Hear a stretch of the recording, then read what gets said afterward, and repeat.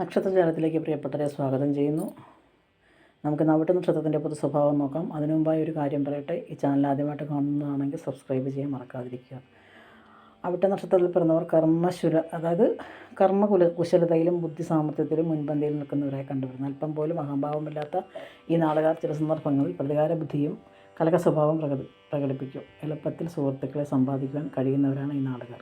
ഇവർ ദയയുള്ളവരായി കണ്ടുവരുന്നു. ഈ നാളുകാർ തികഞ്ഞ കാര്യഗൗരവമുള്ളവരായി കണ്ടുവരുന്നു. ഇതേ തടസ്സങ്ങളെയും ബുദ്ധിപൂർവ്വം തരണം ചെയ്യാൻ ധാരാളം പണം നേടും.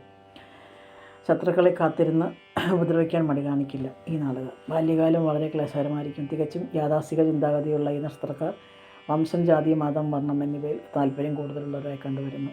ഈ നക്ഷത്രത്തിൽ പിറന്ന സ്ത്രീകൾക്കും നമ്മൾ ഇപ്പോൾ പറഞ്ഞ കാര്യങ്ങൾ ബാധകമാണ്. ഇവർ നല്ല തൻ്റെയുടെ സ്വഭാവമുള്ളവരായി കണ്ടുവരുന്നു. വിവേകശാലികളായ ഇവർ ഗൃഹഭരണത്തിൽ നന്നായി ശോഭിക്കും. വിവേകശാലികളും ആയിരിക്കും.